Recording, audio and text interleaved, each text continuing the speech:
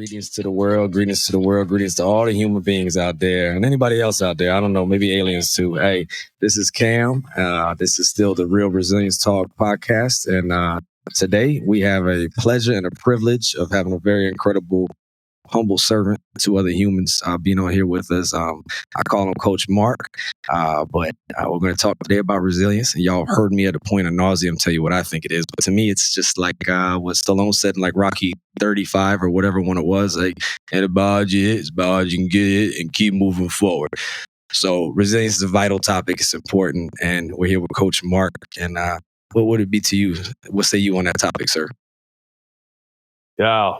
Resilience, when I think of resilience, as a head coach for 30 years, I was always teaching what, toughness was all about and, how to be more mentally tough and, all those things. And then when I think of resilience in regards to mental health, as we're going to, I think speak a lot about today, what we used to think was tough, and that was keeping everything inside, suffering in silence. Don't talk about it, is to me, that's not the toughness any, the message that I would like to give today is that toughness is actually being able to tell someone when you are struggling. Like it's the opposite maybe of what we have all been brought up to think. Yes, sir. and to do. So when I have the opportunity to speak to all of these, different student athletes and coaches and different businesses across this nation, that's one of my main points is that, how resilience is in the mental health world is being able to take the first step to get help. Yes. And I think I either heard you say it in, prior to us starting the podcast, but, it is okay not to be okay. Yes. And that's something that we've, really prior to the last handful of years, we've never heard that. We've never talked about that really, especially in your world, the military, my world, the athletic world. Right. I mean, that's something that's taboo. And so resilience to me in the mental health world really, really is more about speaking openly and honestly about our struggles. And that's the strength. That's where the strength actually come in, because then we get the kind of help that we need, and we can come out of maybe that dark place and still be the best version of ourselves. And ultimately, that's what we all want to be. I love that you said that, because it's one thing we definitely try. I don't want to say but we try to say on here is about trying to be like that real self-actualization, like to actually self-actualize, like Maslow talked about trying to be the best version of you that you can be. And I love that you said, being willing to reach out for the help and that there's strength there. And it exemplifies that, hey, I'm willing to reach out to the tribe, to the village, whatever it may be, and say, I'm not okay and I need help. And that's okay. Like that's okay. Like we are progressing. We're heading in a better direction, but we're just not there yet. I'm looking at some of the deaths just in my line of work. Because I work with suicide prevention. It's a passion of mine, but I've had 49 deaths of active duty Marines, in this last year, in just this calendar year. You know how many the enemy is killed? Way less than that, right? So it's like literally like we're hurting ourselves. So how did you get drawn into working with this subject? Because I know you've delved into the mental health, or have you been certified and all those kind of things and delved into that, or is it just certification as in going through severe depression with incredibly high anxiety with suicidal thoughts? Yeah, certified. Credible. Yeah, certified that way. Yes, sir. So I'm a former head basketball coach of 30 years.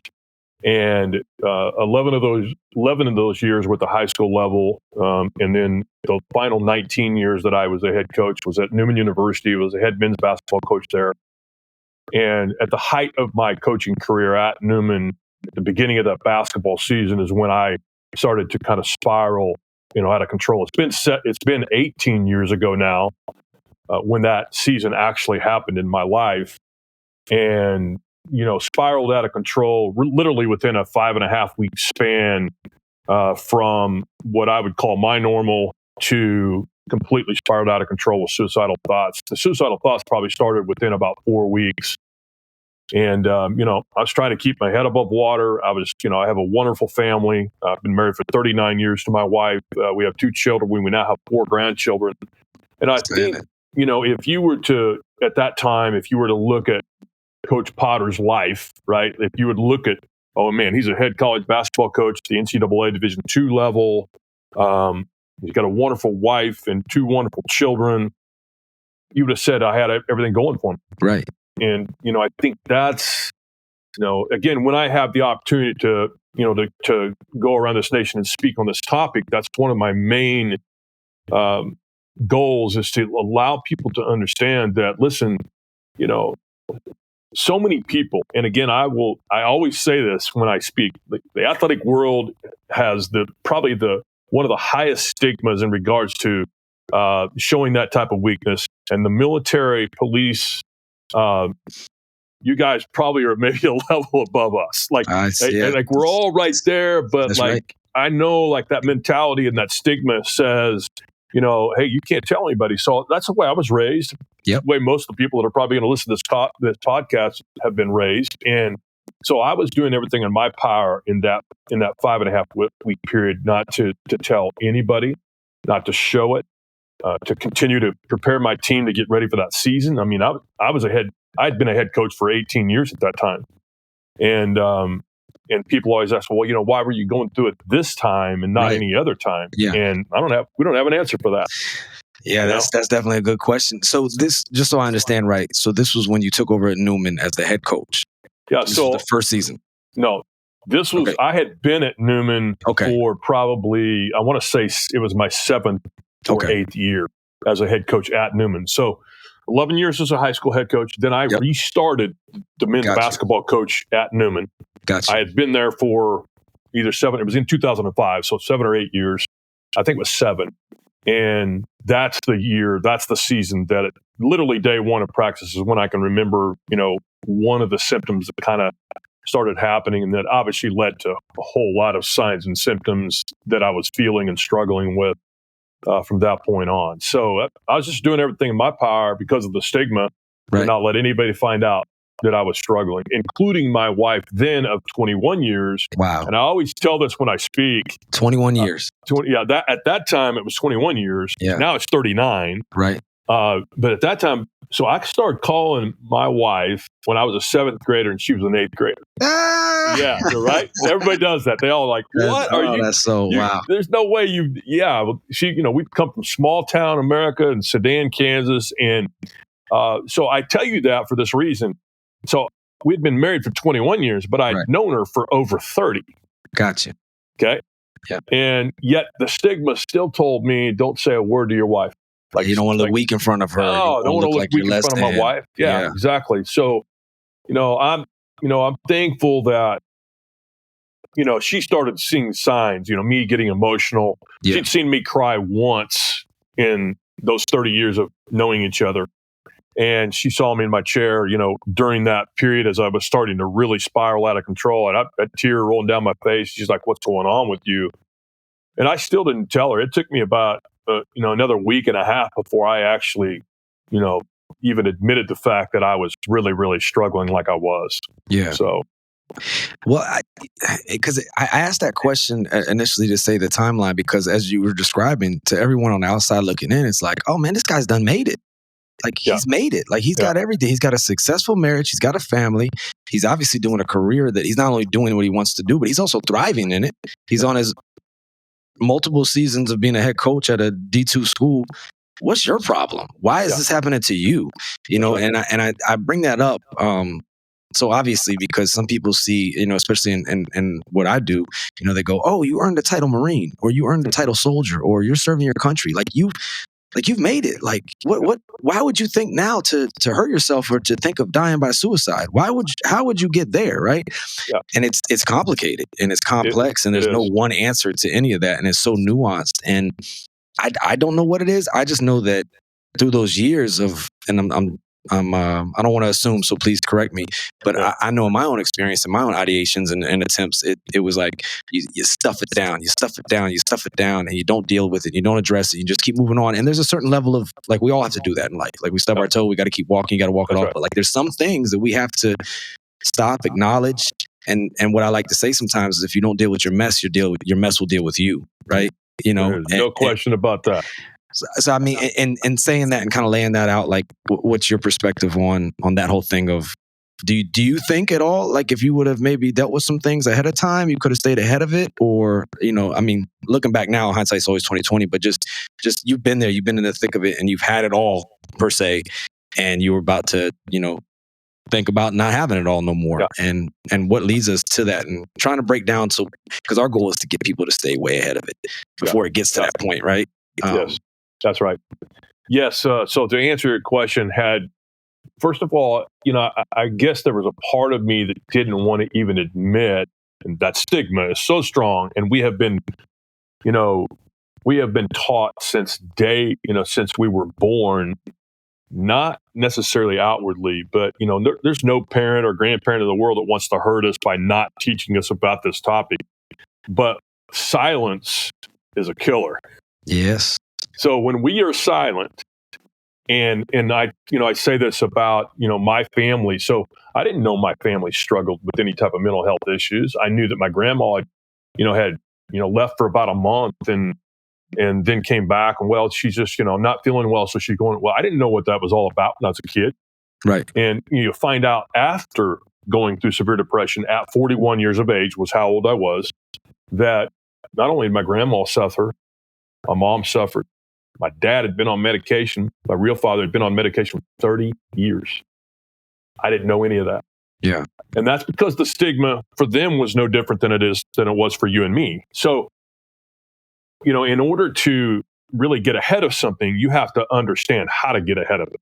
And there was nobody that ever taught me in my world, in the athletic world, and this, are you kidding me? We're not going to talk about something that has to do with our emotions.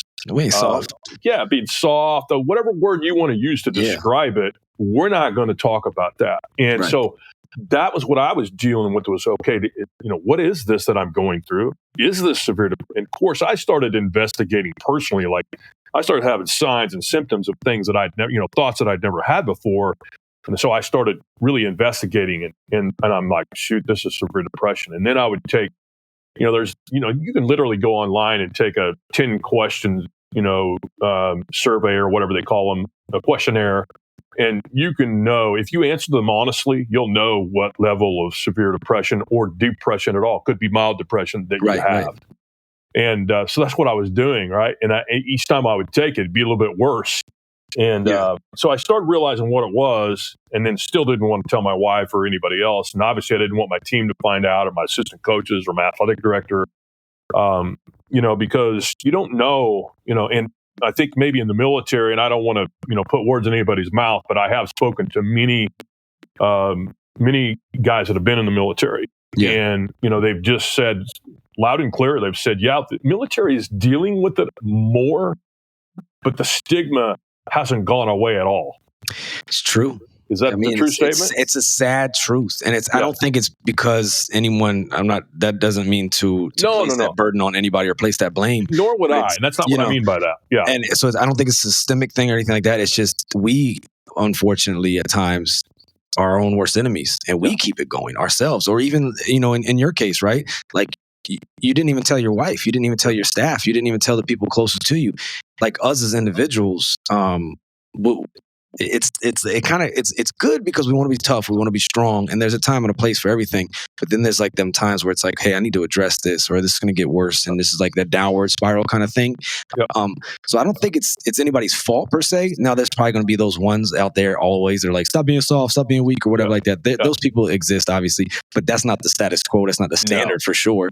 And we are a little bit more open with talking about it. But even then, I talked to my son recently, and he plays basketball, and he's in middle school. How old is your son?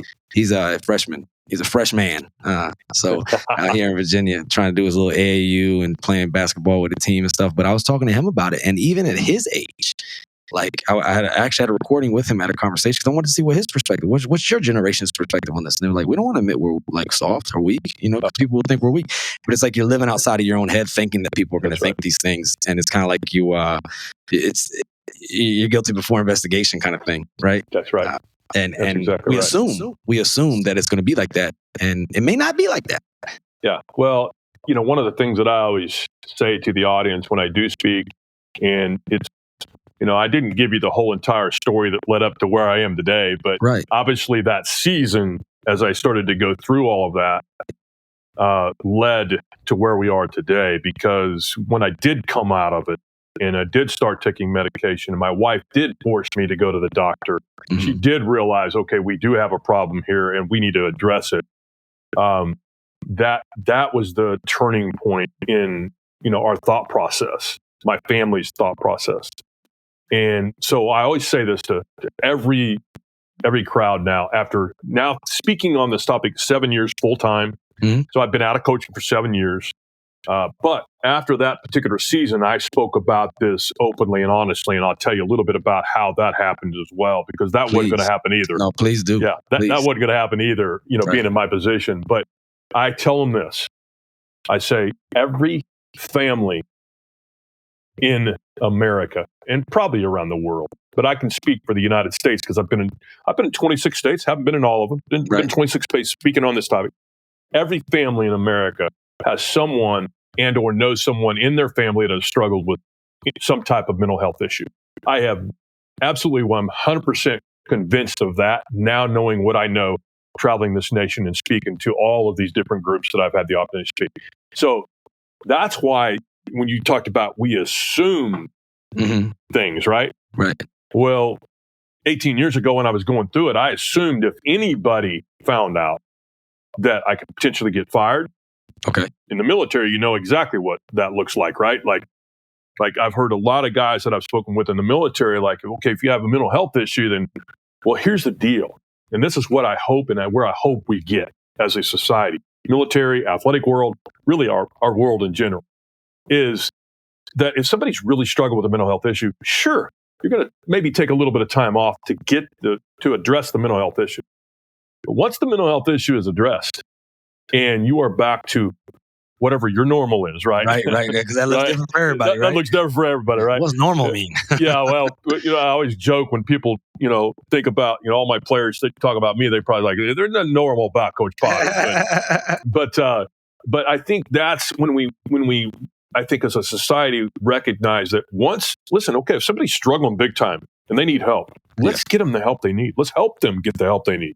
That's right. Many times, the person that's going through the struggle doesn't even have the ability from a mental standpoint to even pick up a phone and call and or tell somebody that they are struggling. Because when the mind starts to be affected by depression or anxiety, you don't think the way you normally think. That's right.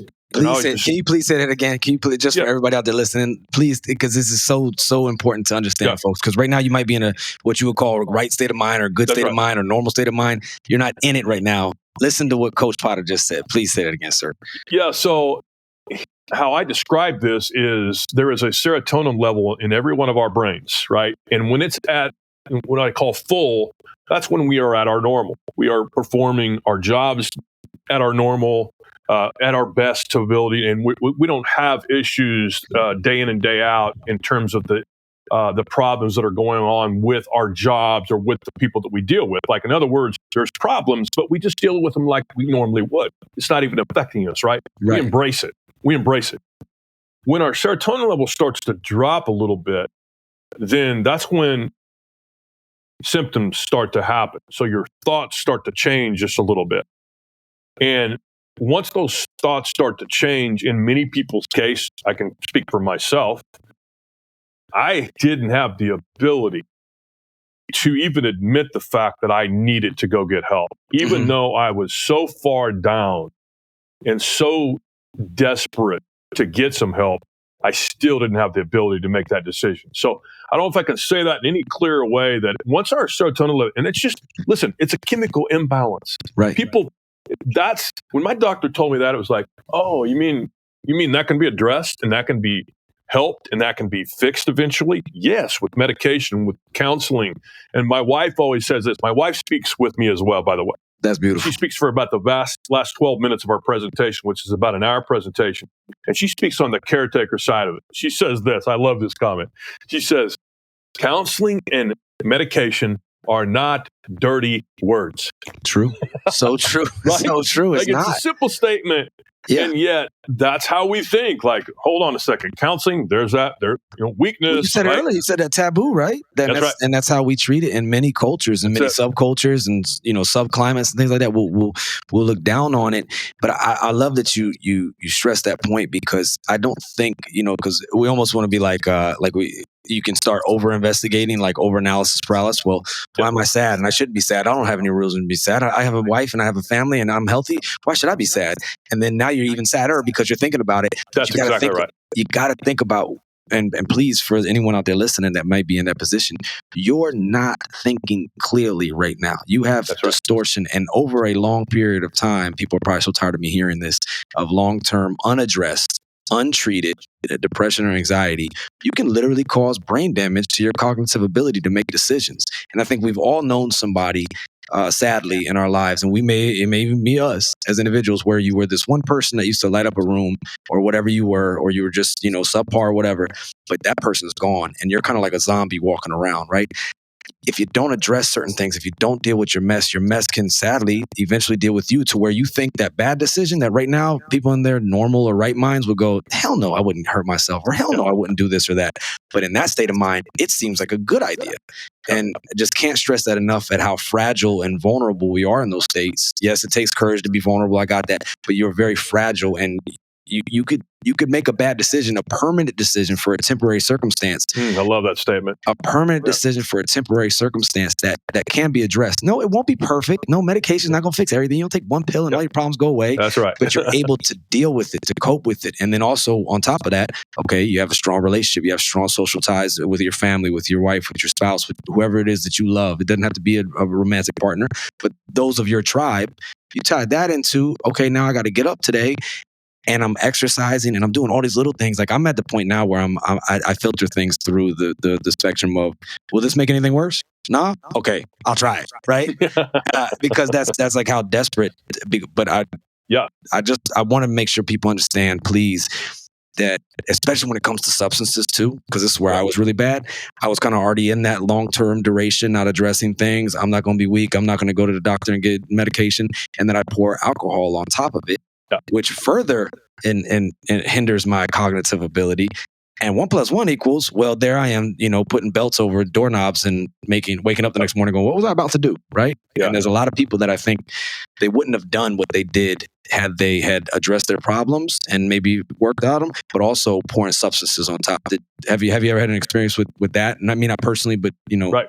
No. It's again, I hate to use the same phrase, but I do speak just shortly. When I speak on mental health and kind of my own personal journey, I'm not there to preach about drugs and alcohol. Right. But I always do, and my wife always also kind of comments on this, that we are masking what is happening in our brain with drugs or alcohol. And I'm very blessed that I didn't go down that road. I have a dad that's an alcoholic that I just made the decision I was never going to do it, because I'm pretty sure I'd be an alcoholic if I did. I mean, I know my personality well enough to know I have an addictive personality. And if I did that, I'd be history. So I chose never to go there. And so I feel blessed that happened. But so many places where we go, I'll have a college student athlete or a high school, just a regular student. We speak to many groups that aren't student athletes as well. Right. I mean, this mental health issues doesn't discriminate. No, it doesn't care. It does whether not. We're a head college basketball coach or doesn't matter. Where we come from. It just doesn't matter. So, does not matter. I just, one of the things that I always say is you are going to mask the problem for a short term, and then you're going to wake up the next day and you're going to be like, oh my gosh, this is worse. And so the decision is either I continue to mask it and then you go down the road that you just talked about. Yes. Or, man, I got to make a decision that takes a whole lot of courage today, that I'm going to step out and I'm going to say, you know what, I'm not going down that road. I can get some help. There is hope. There is. And hope is a COA. We call it a course of action, a COA. Yeah. I heard the comment on the Marine Corps recently said, he said, hope is a COA. If that sun's coming up tomorrow, then you got a reason to have a little bit of hope.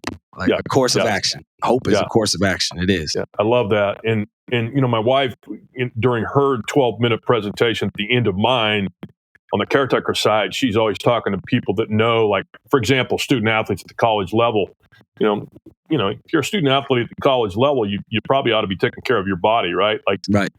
We all know they're young. They're young Yes. people. Yes. And even don't have to be young people, but we've all been there where we make decisions, we look back, and my goodness, we regret a lot of those things. So my wife always says this, like, if you're sitting back and you have one of your teammates or you have one of your friends in college and you see them going out and getting hammered every night or getting high every night or whatever it is that they're doing, or cutting or burning or whatever it is that they're doing, then the hope and prayers that we have for our audience is that instead of sitting back and kind of, I guess for lack of a better word, protecting that person that's doing that, Yes. is saying, you know what?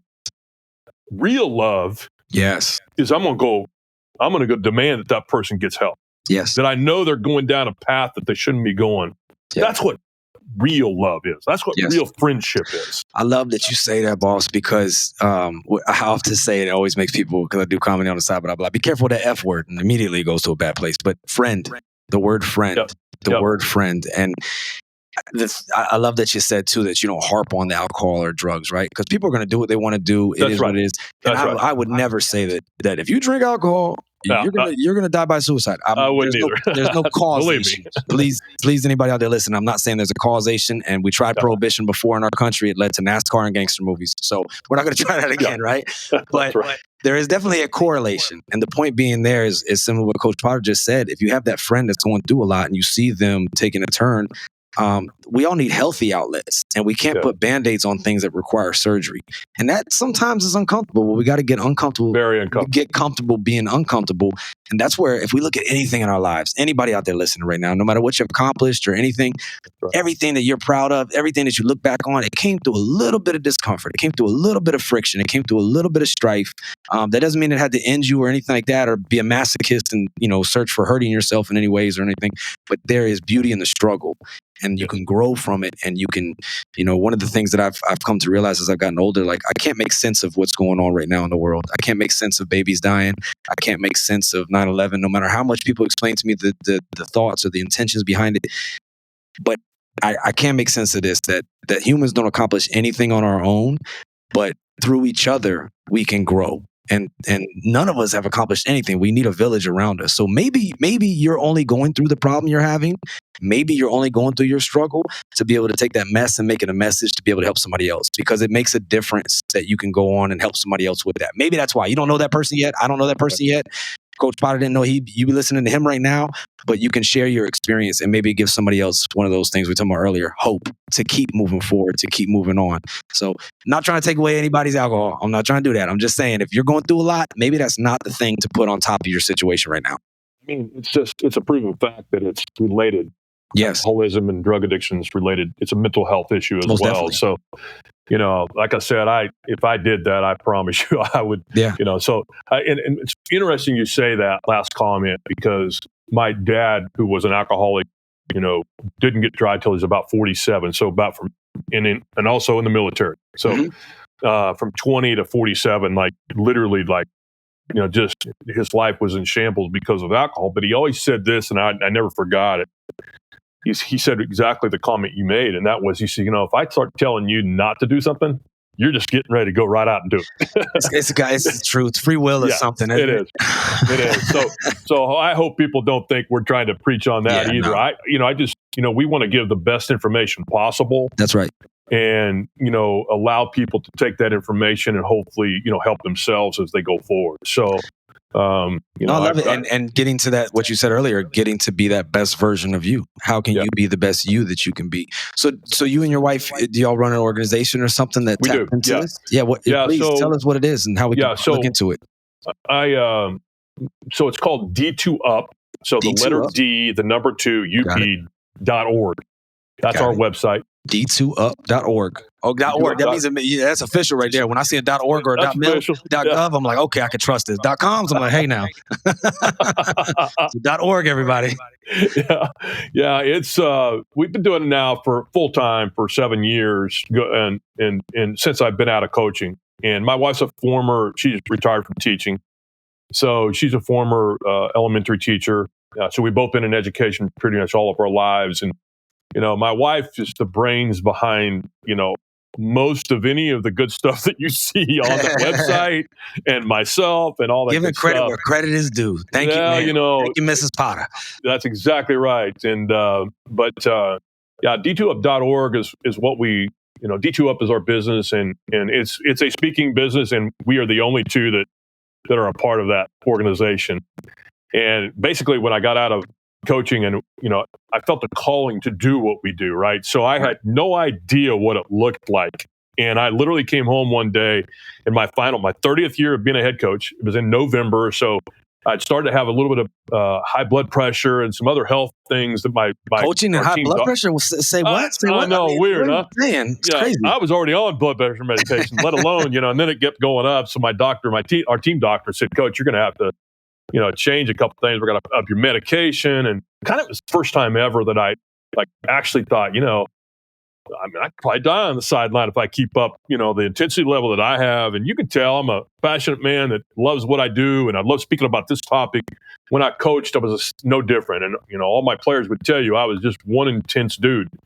And, it's the way good Lord made me, and I'm good with that. That being said, sometimes you can overdo it. And for me, it was, less sleep and, probably, working so many hours during seasons that finally at some point it caught up with me. And, and I think, when people ask, well, how did it happen? I said, well, a lot less sleep, 4 hours a night instead of 7 or 8 hours a night. That's that wear and tear, though, and I'm so glad you said that because sleep is such an underrated medicine. I did the same thing when I was younger and I was a drill instructor and I was in my 20s and stuff. I'd be like, I don't need sleep. I used to love it because Nas had it on a song like, I don't sleep because sleep is the cousin of death. And I'd be like, I'm motivated because what the civilian world calls workaholic, right? And that's right. And OCD, we call attention, detail, and motivation. You know what I'm saying? Dedication. I do. It's a culture of like, how you grinding, dog? Yeah, that's right. That's exactly right. And it's so, you said it, so underrated. And, I still sometimes struggle sleeping just because I'm, pretty wound up person. But that's something I've really worked hard at the last 18 years. But my wife, so I came home after my team doctor had kind of said, "Hey, coach, you're going to have to take some more medication. And we're going to have to, watch your diet a little bit better," and da-da-da-da-da. So I was fearful and came home and said, "Honey, I think we need to, quit our jobs and get out there and start talking about mental health." And my wife always jokingly says, although she was serious at the time, she's like, and I always told her, I said, "I really feel like it's calling." And that may sound weird to people, but when you go through something for so many years, and with my Christian background, I really felt like God was saying, "Okay, you can keep on this path if that's what you want, but you're going to just stay stressed out. And you're going to, it's almost like, God's up there laughing at me like, you don't learn very quick, Coach Potter. Like I'm going to have to keep." And so I just felt the calling. So I told her that. She's like, "Well, God may be talking to you, but God is not talking to me." I didn't get the memo. I didn't get that on memo. This. I didn't even get BCC, Coach Potter. Tell me more. That's right. And so my wife was not all for that. Although she was all for the message because she's obviously lived it, and she's been, giving that message for, at that point in time, we had been doing it for, I was a head coach for another 11 years after that season that I actually had to miss 8 games. Yes. The first 8 games of that season. And let me put that in perspective real quick. Right. So I played football, basketball, and baseball in high school for 4 years. So all 3 sports where I lived in small town America. And then in college, I played 2 sports for 4 years, baseball and basketball.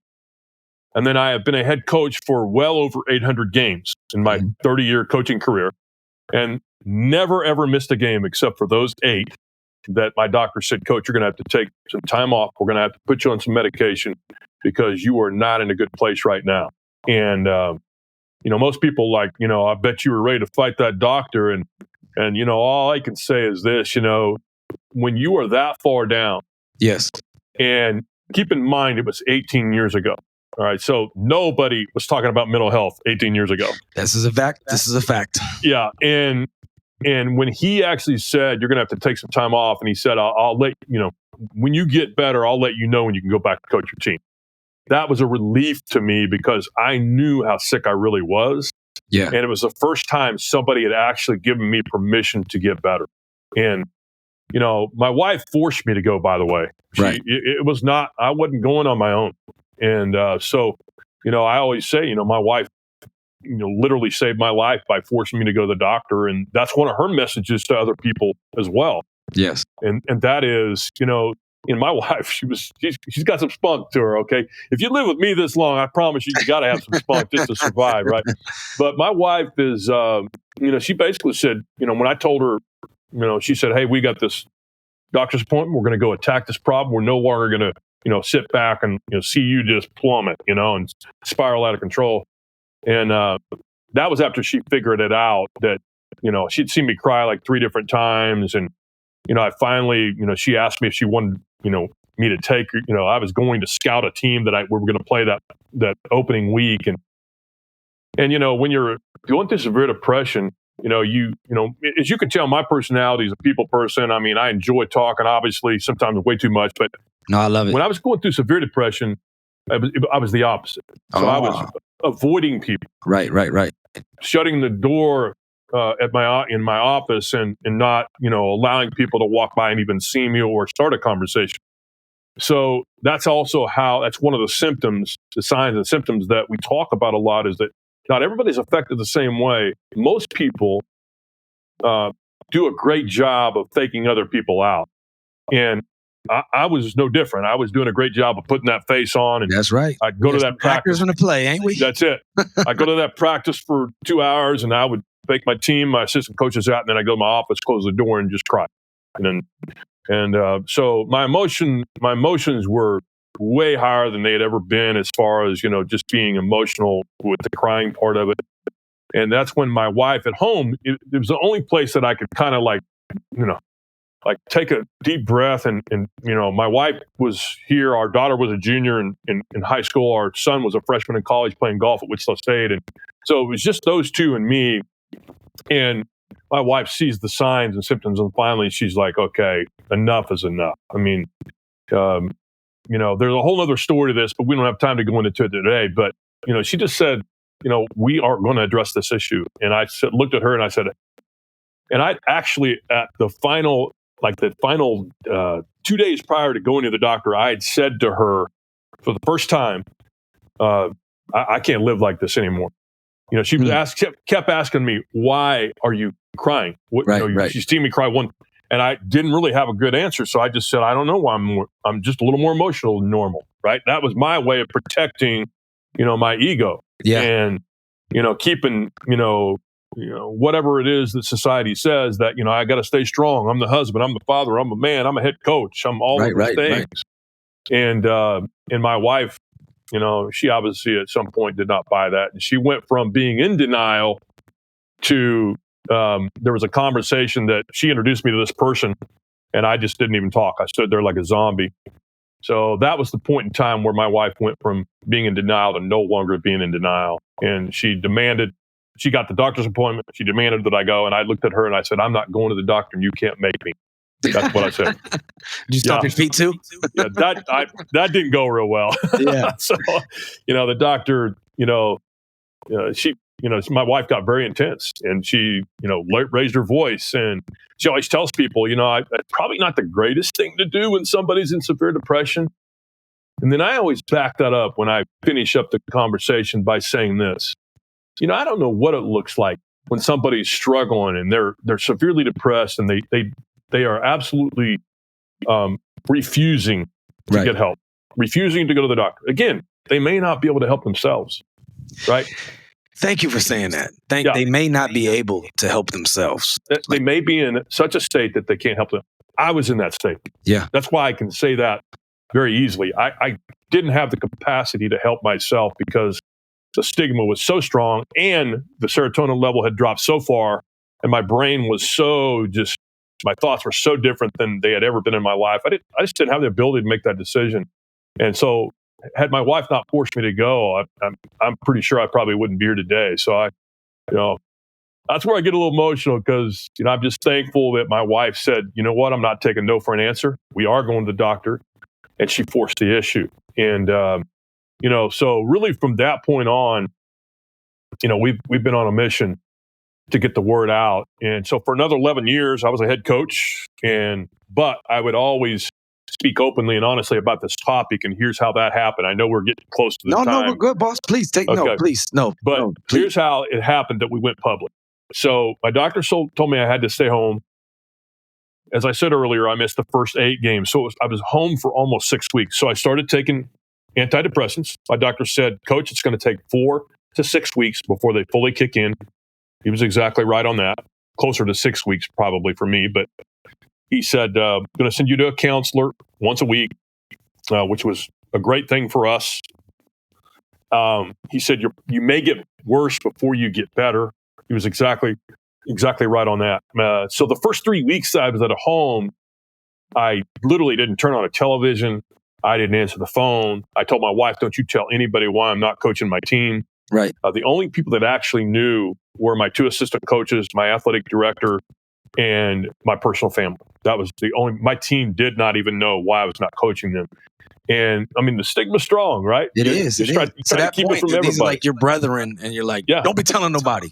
That's exactly right. That's exactly it. And so, after that, and after about 3 weeks, I woke up one day, and the medication must started to kick in a little bit. I hadn't checked my emails, hadn't opened up a computer. I was literally like a zombie. I was sleeping. I was eating a little bit better. The medication was starting to help that serotonin level raise back up a little bit, slowly but surely. And I went in and checked my emails, and there was an email that there was a whole lot of them, by the way, but there was one in particular that jumped out at me, and it was email from the sports writer at the Wichita Eagle. So Newman University is in Wichita, Canada. Right. And this sports writer, his name is Jeffrey Parson. He had covered us for, I think, my first 7 years at Newman. So he was the guy that covered our team, and I was friends with him. I'd known him for a long time. And he said in the email, he said, hey, Coach Potter, I'd like to be the first one that talks to you about why you have not been with your team when you get back with your team. And I looked at that for maybe a second at the most, and I hit reply. And I said, I'm not talking to you or anybody else. And I sent it. And that's the way it was going to be. Like, this is not a topic that I'm going to discuss publicly with anybody.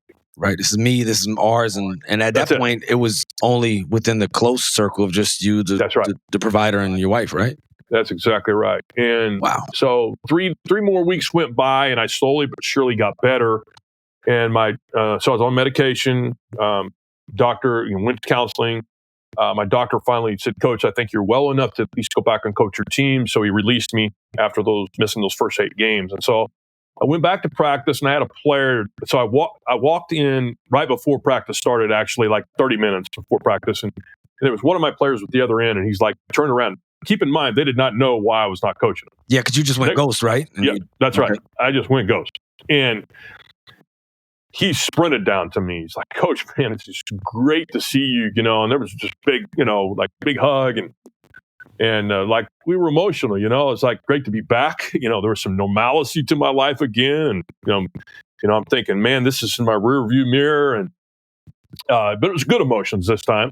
Right. And, but it did make me think a little bit. I thought, maybe I at least, probably owe it to my team to let them know why I wasn't with them. So prior to that practice, I took them into the locker room. I told them everything basically that went down. And then I said, okay, guys, we're going to keep this in-house. All right. You don't walk outside of that locker room door, and you don't tell anybody, your girlfriends, you don't tell your moms and dads, sure as heck don't talk to the media. We went to practice, and I thought that was the last time I'd ever talk about this topic. 2 days later, we got on the vans to head to Washburn University. It was about a 2-hour trip up the turnpike. I'm driving one van, and my assistant's driving the other van behind us. And I had a policy that a freshman had to sit up front with the coach because they hated that policy. But, we just wanted to get to know them better and, help them get acclimated to, road trips and all that stuff. So this freshman jumps up front with me. His name's Dan from Phoenix, Arizona. And we started having just regular conversation. And just had a great, I'm having a great time. I think he was actually, happy to be sitting up front and talking with his coach, who was finally back coaching their team. Not like connecting over a road trip. Yeah, exactly. And so about an hour into this trip, we had about a 2-hour drive. This freshman interrupts me in the middle of a sentence.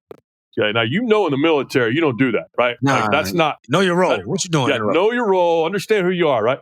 This freshman interrupts me in the middle of a sentence. I'm telling him some kind of story, and he's like, "Hey, coach," and he kind of stuttered like that. He's like, "You know, when you told us why you weren't with us, not coaching us for that amount of time." I said, "Yeah, I remember, Dan." He said, "Well, do you remember when you told us not to talk to our girlfriends or moms or dads, especially don't talk to the media?" I'm like, "I remember, Dan." And then he said something that was just absolutely life-changing. And he said, well, and he stuttered again. He's like, it took him an hour to build up this courage to tell me this. He's like, "Coach," he said, I think it'd be pretty cool if you did talk to the media. Yeah. So it shocked me so much that he said that. I didn't even ask him why he said it. Like, I was just like, what in the world? Now, I was thinking, man, now I got a freshman telling me what to do, Yeah, but the tables had turned. The student had become the teacher. Yeah. Pretty amazing, right? So I don't say anything to him, and I'm bothered by this comment, right? So we go play my first game back, and I get back home that night at about 3 a.m. in the morning, and I went and woke my wife up. I never do that, but I did this night. And I said, this is what my freshman said. This really bothered me. And we literally got down on our knees and prayed about that because, we thought, I just kept saying, surely not. Right. Like I'm not supposed to, I can't talk about this publicly. Yeah. And we didn't make a decision that night, but it was like a couple of days later, and we made the decision that freshman was right. So I told that reporter everything. He put an article in the paper. We got absolutely inundated. We estimate over 400 people contacted us in the next 48 hours. And we started getting letters in the mail. And then I'd say about a week and a half, close to 2 weeks after this article came out in the paper, I got a letter in the mail from a 17-year-old high school senior. And I'm sitting here at home, but I'm looking at that letter right now. So that's 18 years ago, right? Right. But that letter, when I was still coaching, I had it on my desk right in front of me so I could see it every day to remind me that, you know what, I have a job to do and a role that's way different than what it used to be. And that role is anytime I get the opportunity to speak about this topic, I'm going to, right? That's why I kept that letter. That's why it's still here to this day, so that I can see it. It reminds me to be able to continue to stay after it. So this letter said this. It's from a high school senior, a 17-year-old. It said, "Coach Potter, you don't know me, but I read the article in the paper," and he said, "I knew that I had a lot of the same signs and symptoms that you had. So I cut that article out of the paper, put it on the inside of my bedroom door, and I read a little piece of it every day before I go to school." And he said, after one really difficult night, I finally had enough courage to tell my mom and dad. He said, "My mom and dad took me to get help. And he said, I just wanted to write this letter to you, Coach, and thank you for saving my life." And wow. So if you think about this, so I've given you a pretty good sized portion of the story, but you had a freshman in college telling you he thinks it'd be pretty cool you'd speak to the media. That's right. You got a high school senior who, after getting some help and starting the process, having hope, basically, is where he was. He knew now that, hey, I'm going in the right direction. I'm going to write this letter to Coach. And, tells you that you save his life. Like, that's just life changing, right? Like, you don't. And where was this young man or young woman? Where were they located at?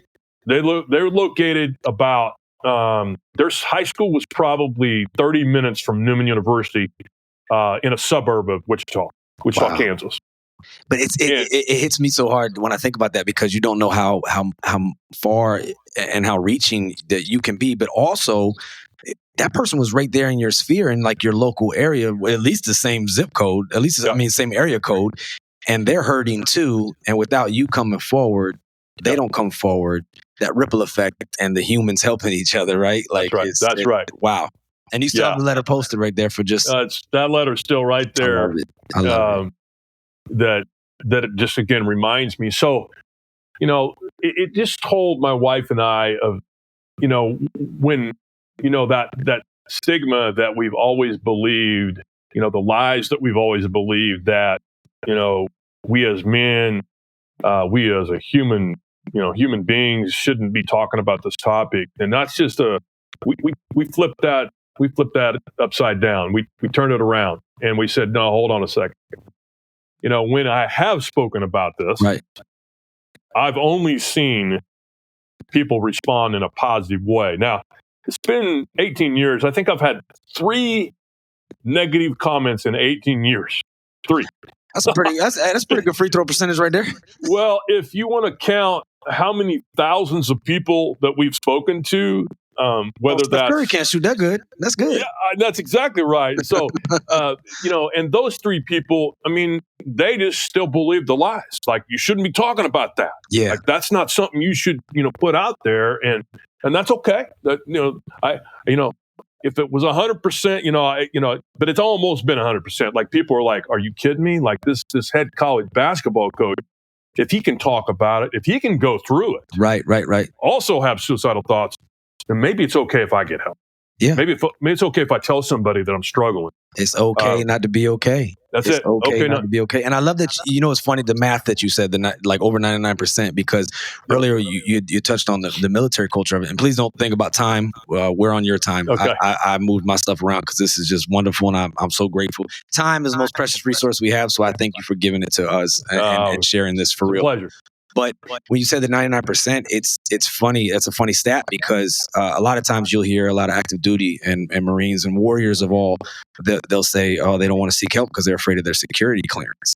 And the fact of the matter is, Coach Potter, the main reason people lose their security clearances in the military has nothing to do with mental health. That's it's less than it. Actually, the SF-86 form says on there that counseling and seeking mental health help in and of itself actually could be an advantage to getting a clearance, right? The main reason people lose their clearances is because you have an E3, an E2, somebody who doesn't make that much money. Well, let's say this. I don't want to say they make enough money because I used to be one too. They don't live within their means, and then they're driving a Bugatti. And then that's a target for like a foreign, enemy or somebody to kind of infiltrate. And that's why people lose their clearances more than anything. So when you said that 99%, over less than 1/100% people lose their clearances for seeking help.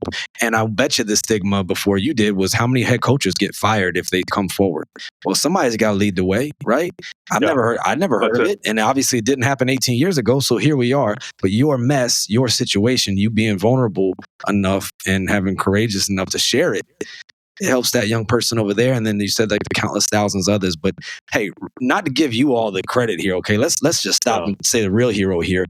Mrs. Potter here in this situation, and thank you for her service to being an educator and helping our youth and the tomorrow that we have. That's thank you for her service. Thank you for y'all's service and sacrifice in that lane.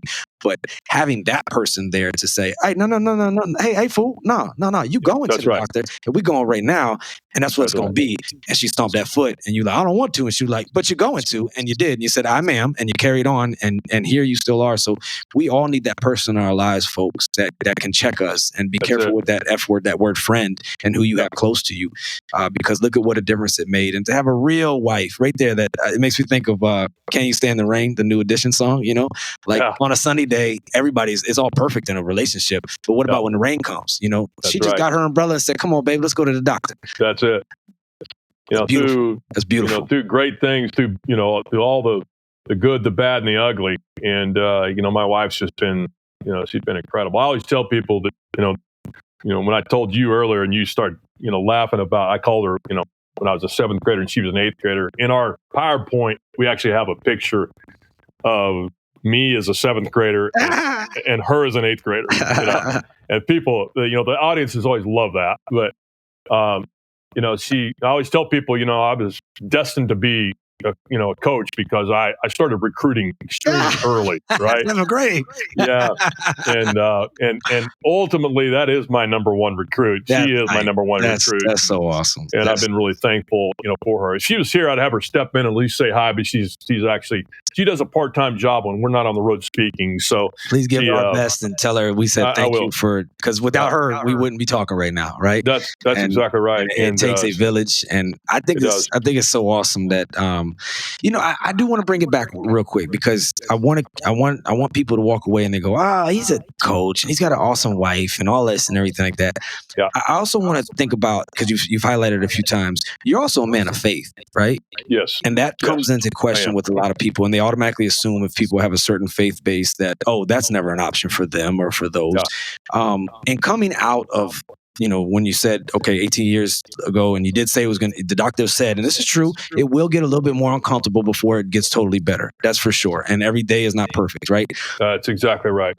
And but with your wife, with your faith, with all of that, what was the road out of the tunnel of coming out of that darkness, out of that dark spot? Obviously, the first practice back went good. The conversation with the young man in the vehicle, and then getting the reassurance on it. But it's a slow climb, right? Like it didn't happen overnight. Like, would you mind walking us through, if you don't mind, like kind of how that went? Because I want people to understand, like, so I just go to the doctor and everything's okay. No. Don't get it twisted now. Yeah, that's exactly right. And as a matter of fact, we've had some, every now and then we'll, try to get, our story told, and it comes across maybe as, he just went back and was a head coach for another 11 years and now he's a speaker. Well, but I still am on medication to this day.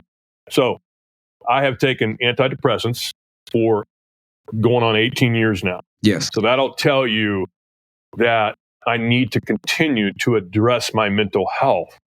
Thank you for saying that. Thank you. Yeah. And my doctor 2 years ago, not that that I didn't have some struggles here and there. I never went back into severe depression, but 2 years ago, I was starting to spiral. The difference this time was that I knew, number one, what it was. And number two, I've been preaching for a long time about what you should do if you're starting to struggle. So I immediately went to my wife and said, hey, I need to go check this out because I'm not doing well. Yeah. And he, went back to the doctor, up to medication. And so I don't want anybody to ever think that it's, and I think all of our stories are different too. Like, I would never want someone else to think that, I would downplay their situation either. Right. And even someone that has mild depression, and I think you alluded to it earlier, the mild depression can quickly turn into severe depression if it's not addressed. That's right. So anyway, to take us, where have I, what happened? How did I get back? How did I get to this point today? Because I'm sure it wasn't comfortable every day. No. And I love that you said that you keep addressing, because it's like getting in shape. Like, you were in shape in 2005. Yeah, but you got to keep working out. Your breath smells good in 2007, but you got to keep brushing your teeth. You know what I mean? Like, so on this note, yeah.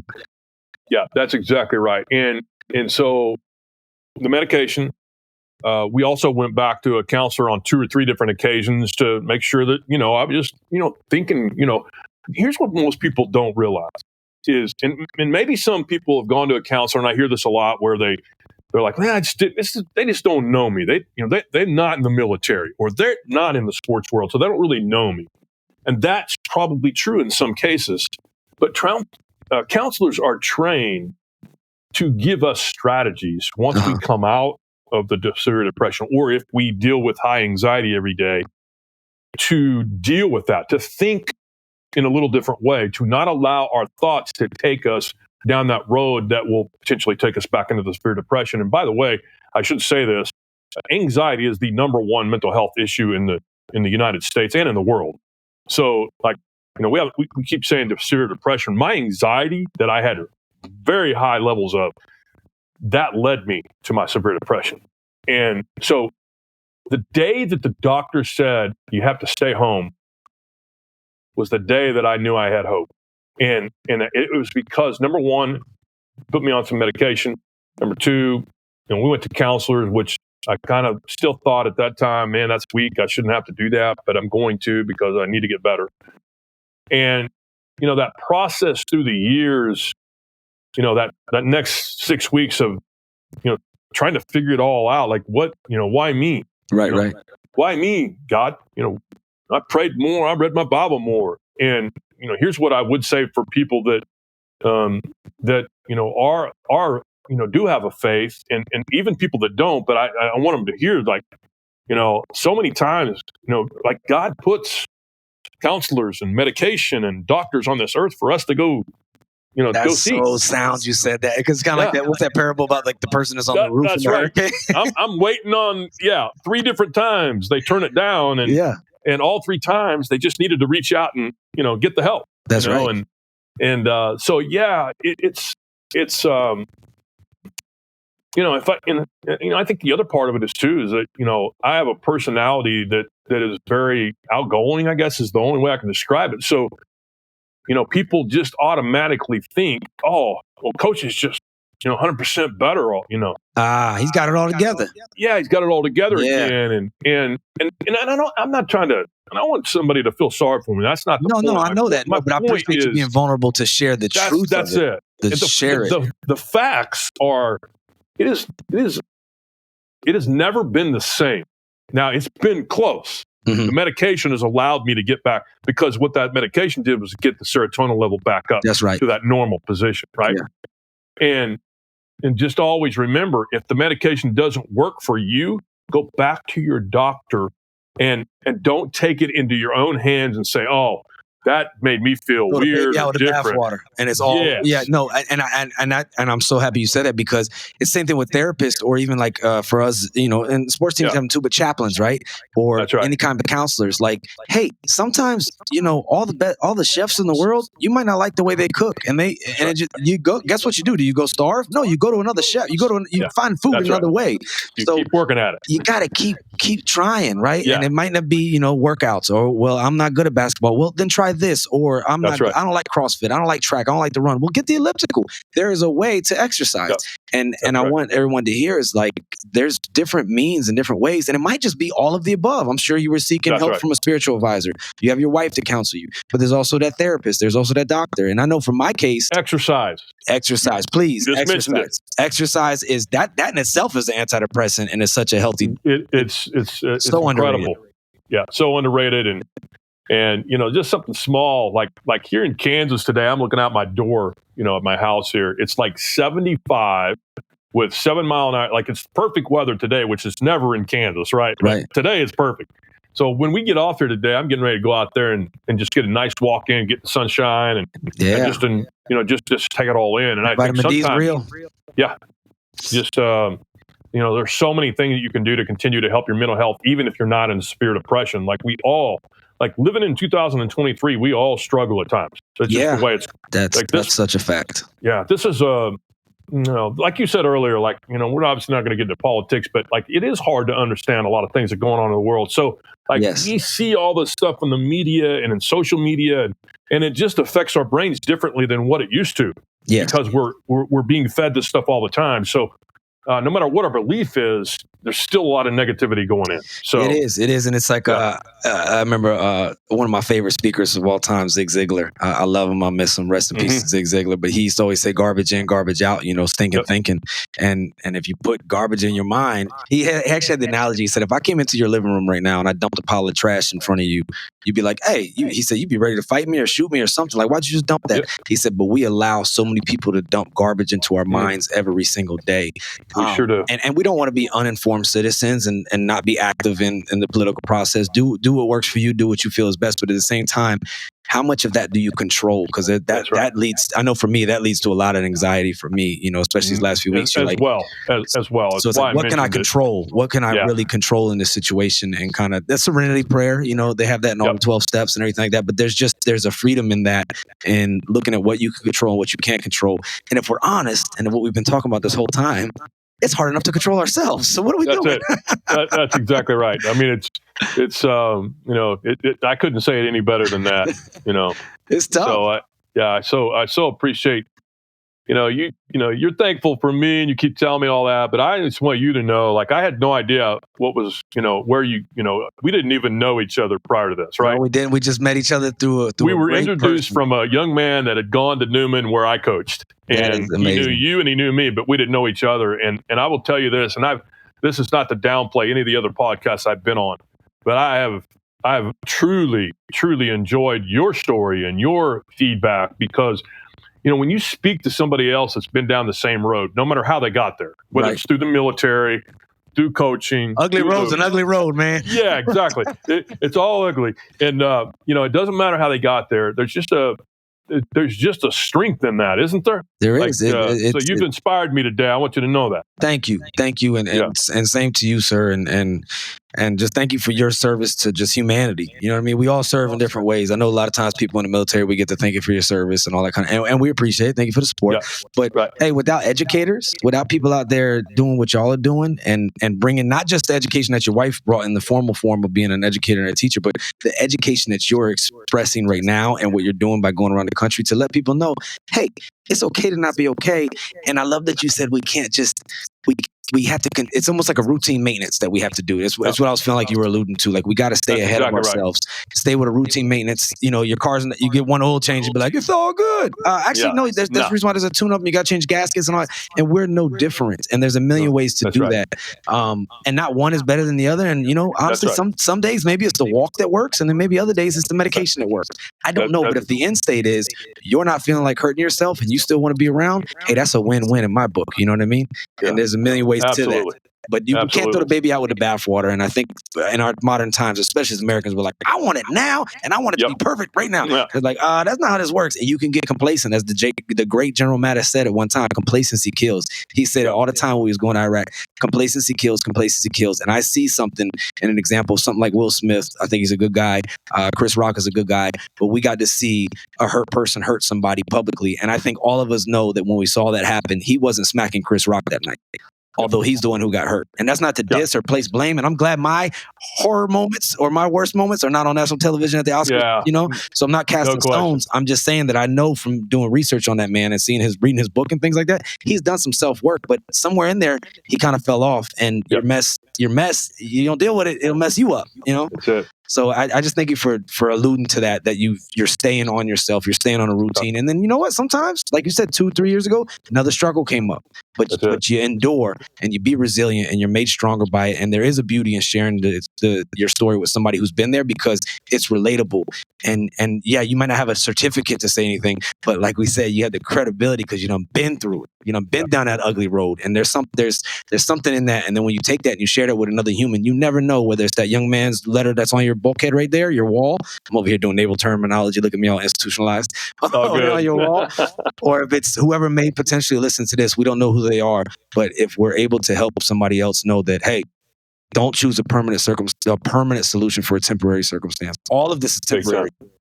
This too shall pass. Am I right? Yeah, that's right. Yeah, absolutely. 100%. So I just went on my preacher rant. Sorry. Yeah. No, it's all good. I'm all ears when you're on that rant because it's just truth. And in this day and age, when it's hard to get the truth sometimes, that's just the truth. Hey, we got to bring it. And that's why I said when we first started, hey, we are supported by, endorsed by, and promoted and motivated by our First Amendment, which allows us to have this opportunity to be able to speak in today's world and these tools to bring us together to be able to express our opinions and our views on such a serious topic. But we want to keep it real and keep it candid because when it really gets real, you know, bad things get real quick. And there's a lot of people that could be still living here that I think there's that gentleman who survived jumping off of the Golden Gate Bridge. He said he felt like, before he released his hands, he said, I felt like all these things were not fixable in my life. He said, until I released my hands, he realized that everything was fixable in his life, except for the fact that he just let go of where he let go of. Luckily, he lived to survive and to live another day. But there are many people that I'm sure once they're on the other side, they're like, oh, I wish I didn't do that. Oh, I wish I didn't do that, right? Because you can't take that back. So that's right. Don't choose a permanent solution for temporary circumstances. You matter. People need you. People love you. And no matter what you're going through, you know, I always tell, you know, the audiences that, and I always actually, you know, I leave my cell number and people say, you shouldn't do that, coach. Like, you know, I know there's, you know, sometimes people take advantage of that, but you know what, if I'm out there truly helping others, then you can bet your bottom dollar that when I say that you're not going to walk the walk alone, like I literally mean that. Like if you have an issue and you don't have anybody there that's going to help you, or maybe you don't even feel comfortable, you know, talking to somebody there, then talk to me or my wife. I mean, we're going to walk that walk with you. And you know, I just think there's so much power in having someone else that you know you could always lean on. Yes. Just in case things don't go well. And I mean, I've had phone calls for years after so we do a PowerPoint along with our presentation. So at the last slide on there, I tell them all, take a picture of this.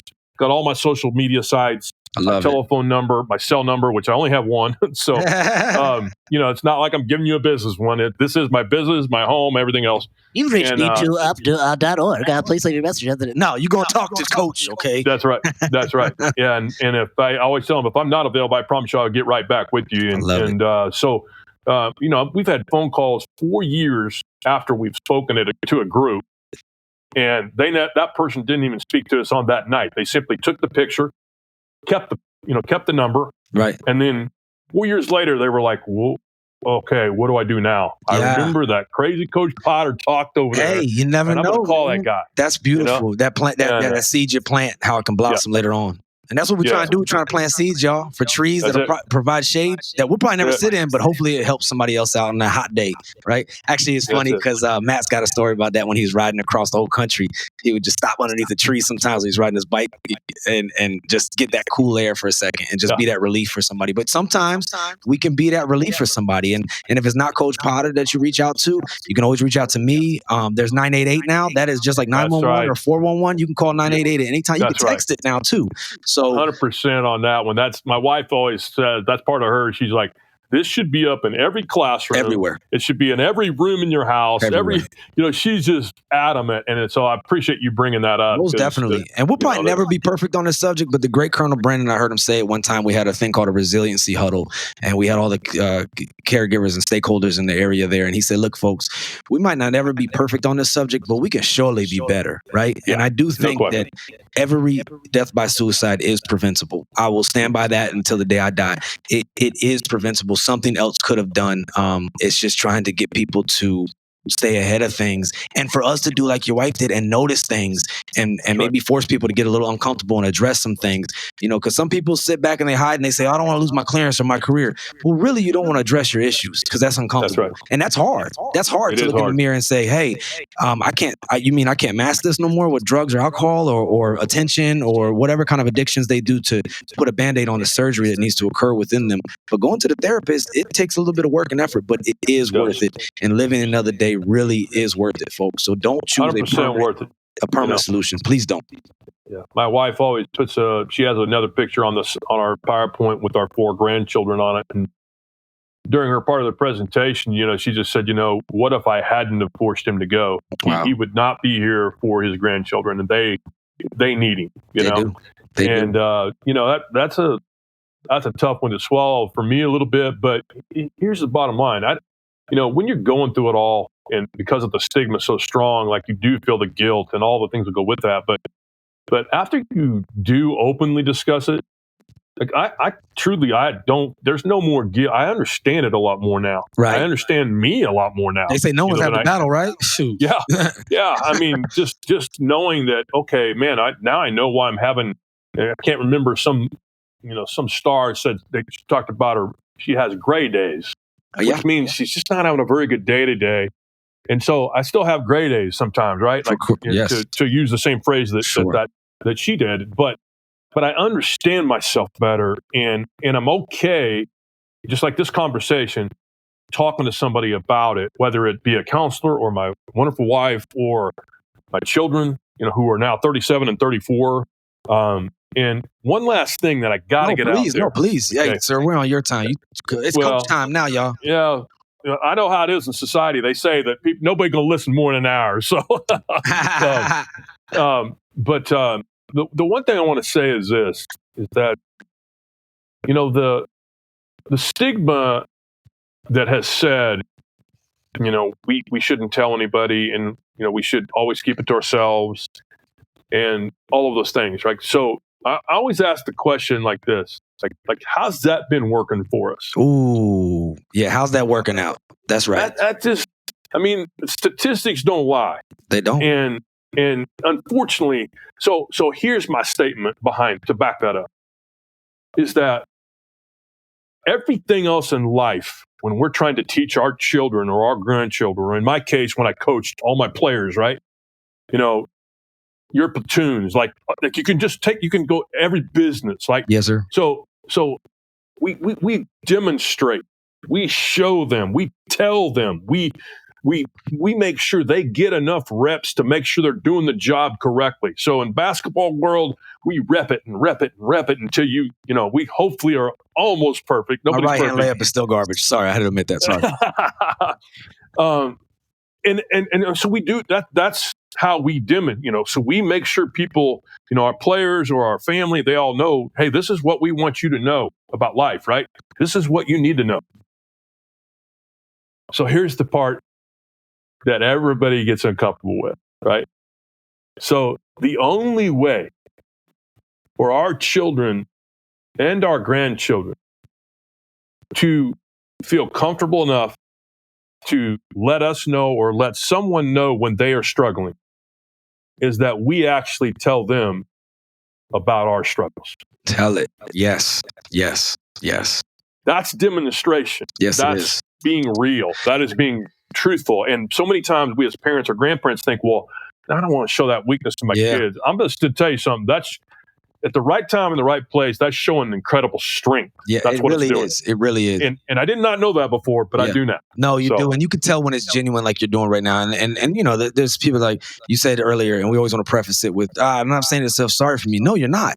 You're actually just saying, because if somebody of this stature, of this status, folks, a head coach, D2 basketball, made it this far in life, if it got you, who else can it get? And I say that as a, Winter War drill instructor, Marine guy, dad, all that kind of stuff. I'm nothing compared to what you guys do. Hey, it takes a village, I mean that. Like, if my it can goodness. get us, who else can it get? Who else is susceptible to this? And then, like you said a second ago, like, how's that working out for you, right? Yeah. Like, I mean, we gotta stop and pause and go, okay, I need to. What you said earlier, and I remember the great Colonel DeWolf. He passed away a little bit ago, but he used to say, sometimes we gotta take a knee, man. Sometimes we gotta take a knee. And that's okay. Sometimes we just got to take a knee, man, and not be afraid to do that. But in that 18 years ago, when you first started this journey and this new life and this new way and this better way of being the better version of you, your family has benefited from having a better person around. Your teams have benefited from having the best coach, a much better coach than you were before, because you're a better you, right? And hey, you didn't know it, but those grandkids weren't there when this first happened, right? And look at them now, right? And it was like, so I say that to give, like we said earlier, hope. We don't know the blessings that are to come for all of us, or the service in which we still have to provide to this world that we're a part of, because I do believe we all have a purpose. Which, like Dr. King said, you ain't got to be great to serve. You just got to have a genuine heart. And the fact that you have such a genuine heart and genuine conviction to share this, I tell you, thank you for the courage to share it. And I really appreciate it. And you've been an inspiration to me. And vice versa. I mean, hey, what is to give light must endure burning, like Viktor Frankl said, though, right? So some days are great. Some days that wick gets burned, but I really do. I thank you for your time and your sacrifice. And I always try to end on this note to say, if there's a person out there struggling right now and they're thinking about making that choice to hurt themselves or hurt someone else, what would you say to them if you had the opportunity to right now? Yeah.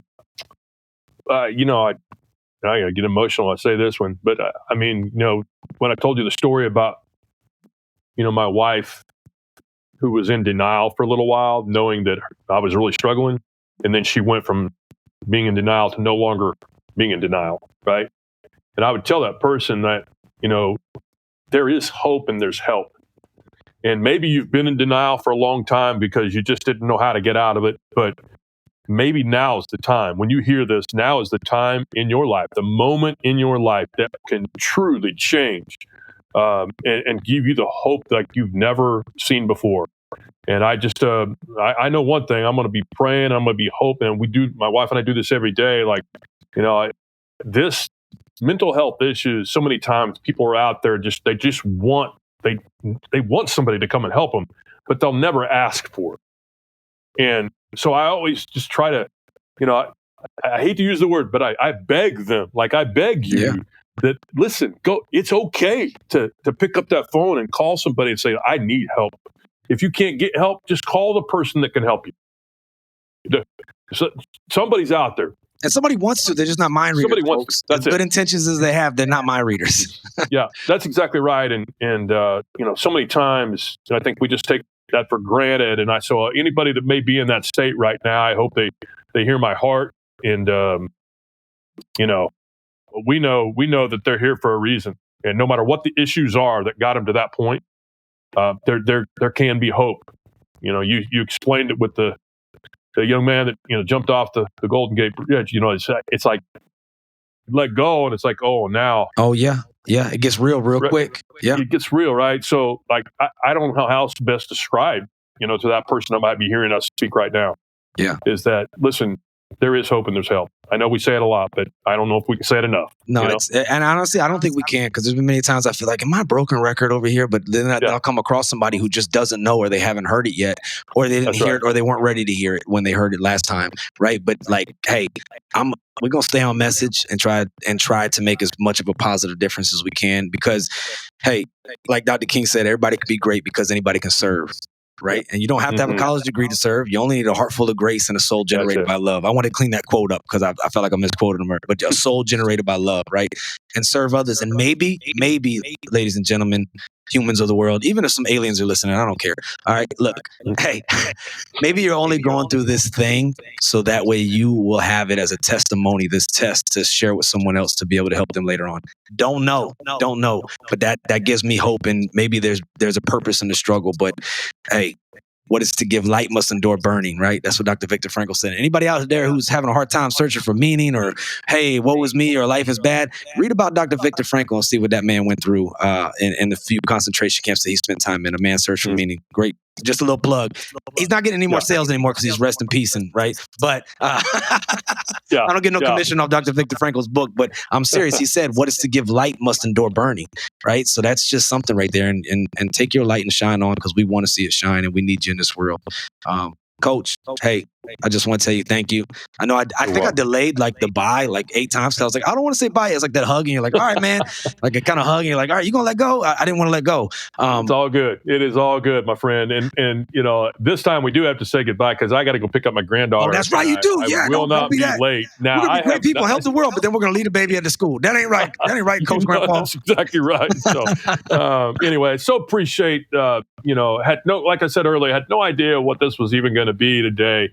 But I walk away more inspired than when I started. I can assure you of that. So thank you, for putting us out there. And if we can, help that one person, whoever that might be, and hopefully it's a lot more than that, then man, that's what it's all about. So that's what it is about. Hey, this has been another episode, y'all. Thank you, and big shout out to the Potter family, Coach Potter. Thank you for being here with us, and we appreciate you so much. And best to you and your family, and thank you for being a light in this world, sir. Appreciate you. Same to you. Thank you. Bye-bye.